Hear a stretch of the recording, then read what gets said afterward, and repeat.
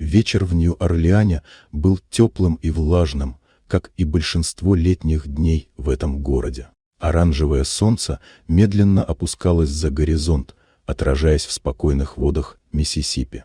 Офицер Майкл завершал смену и уже собирался вернуться на участок. Гул двигателя патрульной машины сливался с далеким звуком саксофона, доносившимся откуда-то с набережной. Вдруг в тишину впился резкий крик. Детский, отчаянный, слишком пронзительный, чтобы его игнорировать. Майкл обернулся и увидел маленькую девочку, лет 6, выбегающую из переулка. Ее лицо было мокрым от слез, дыхание сбивчивым. Розовое платье мятое, волосы растрепаны. Она подбежала к машине, и в ее глазах читалась смесь страха и надежды. Он вышел из автомобиля, и девочка сразу же потянула его за руку. Не сказав лишнего, она повела его через узкие улочки старого квартала, мимо домов с облупившейся краской, ржавыми воротами и заброшенными садами. Весь путь она лишь иногда оборачивалась, чтобы убедиться, что он идет за ней. У одного небольшого дома они остановились. Дверь была приоткрыта, двор зарос сорняками. Внутри стояла тягостная тишина. Майкл шагнул через порог и ощутил запах сырости и застоявшегося воздуха. Гостиная выглядела так, будто здесь давно никто не убирался, разбросанная одежда, пустые контейнеры из-под еды, перевернутый стул. Девочка провела его в маленькую спальню. На кровати лежала молодая женщина без сознания. Майкл быстро проверил пульс. Он был слабый. Он сразу вызвал скорую. Девочку звали Эмили, а женщину Лиза.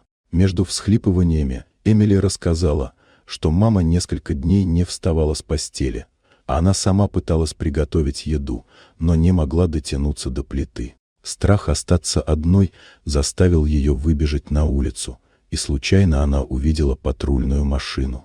В больнице врачи подтвердили сильное истощение, обезвоживание, запущенная пневмония. Лиза работала на нескольких низкооплачиваемых работах, чтобы содержать дочь, и все это время пренебрегала собственным здоровьем.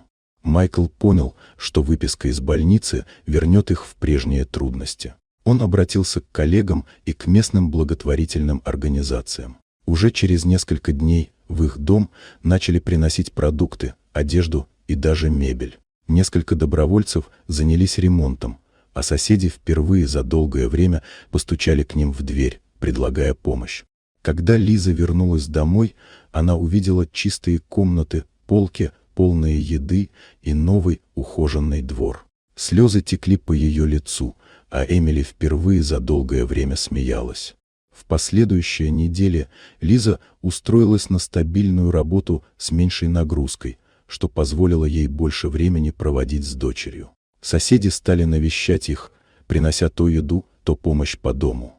Однажды вечером Майкл стоял у забора и смотрел, как Эмили играет во дворе, а Лиза разговаривает с соседями.